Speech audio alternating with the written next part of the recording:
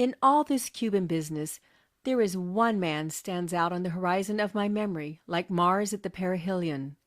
When war broke out between Spain and the United States, it was very necessary to communicate quickly with the leader of the insurgents.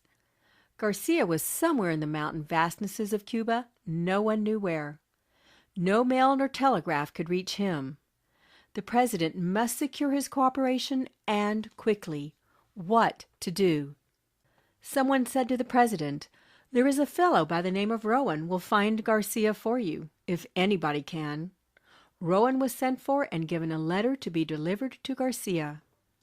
How the fellow by the name of Rowan took the letter, sealed it up in an oilskin pouch, strapped it over his heart, in 4 days landed by night off the coast of Cuba from an open boat, disappeared into the jungle, and in 3 weeks came out on the other side of the island, having traversed a hostile country on foot, and delivered his letter to Garcia, are things I have no special desire to tell now in detail.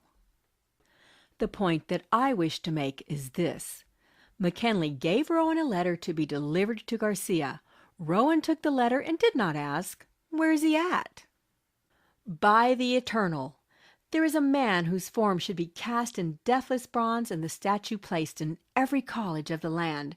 It's not book-learning young men need, nor instruction about this and that, but a stiffening of the vertebrae which will cause them to be loyal to a trust, to act promptly, concentrate their energies, do the thing, carry a message to Garcia.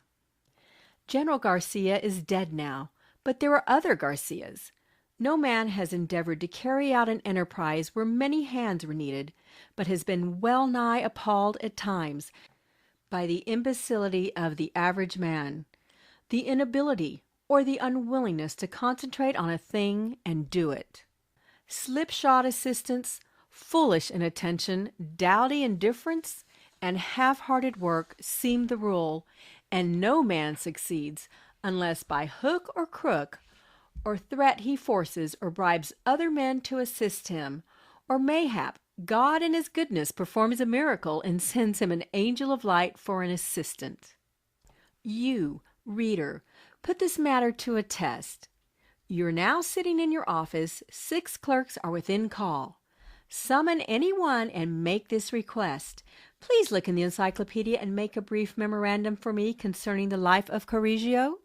Will the clerk quietly say, "Yes, sir," and go do the task? On your life he will not. He will look at you out of a fishy eye and ask one or more of the following questions. Who was he? Which encyclopedia? Where is the encyclopedia? Was I hired for that?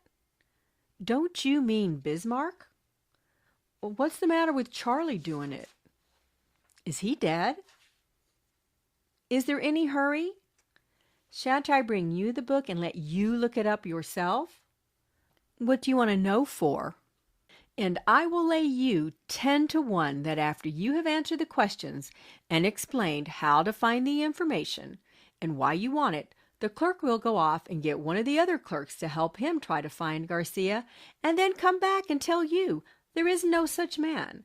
Of course, I may lose my bet, but according to the law of average, I will not. Now, if you are wise, you will not bother to explain to your assistant that Correggio is indexed under the C's, not in the K's. But you will smile sweetly and say, "Never mind," and go look it up yourself.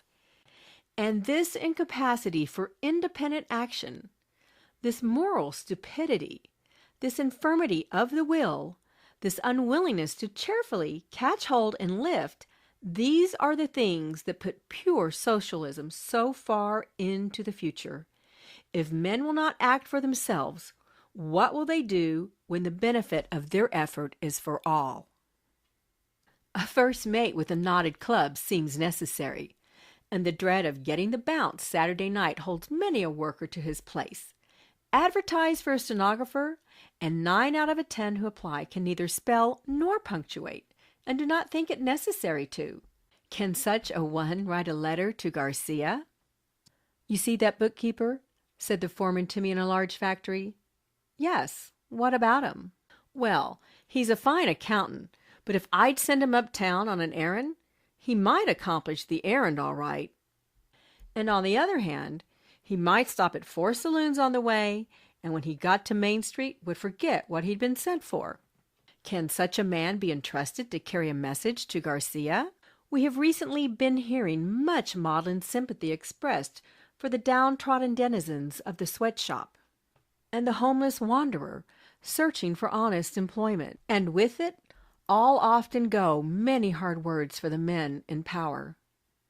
Nothing is said about the employer who grows old before his time in a vain attempt to get frowsy ne'er-do-wells to do intelligent work, and his long patient striving after help that does nothing but loaf when his back is turned.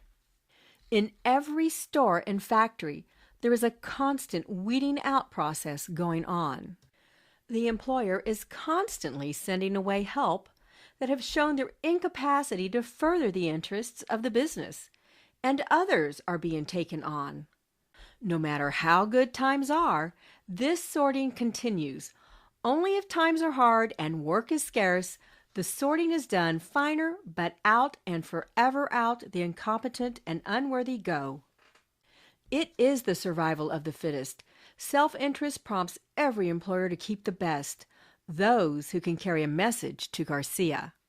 I know one man of really brilliant parts who has not the ability to manage a business of his own, and yet who is absolutely worthless to anyone else because he carries with him constantly the insane suspicion that his employer is oppressing or intending to oppress him. He cannot give orders and will not receive them. Should a message be given to him to take to Garcia, his answer would probably be, "Take it yourself." Tonight this man walks the streets looking for work, the wind whistling through his threadbare coat.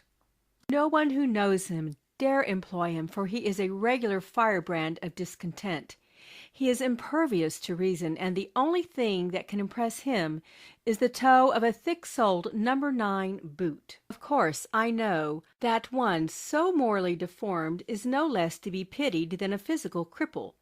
But in our pitying, let us drop a tear, too, for the men who are striving to carry on a great enterprise, whose working hours are not limited by the whistle, and whose hair is fast turning white through the struggle to hold in line dowdy indifference, slipshod imbecility, and the heartless ingratitude which, but for their enterprise, would be both hungry and homeless.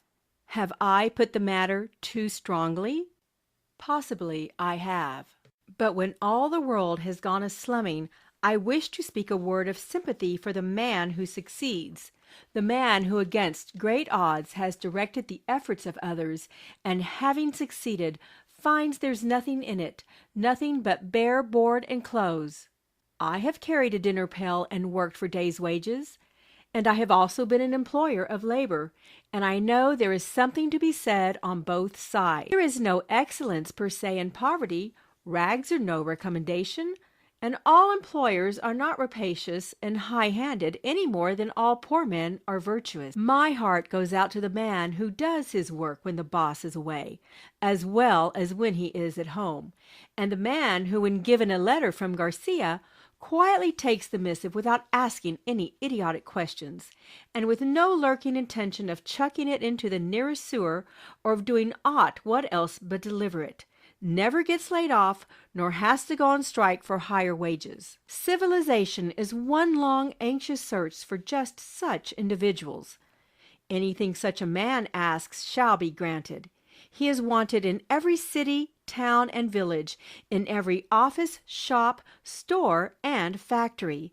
The world cries out for such. He is needed, and needed badly. The man who can carry a message to Garcia.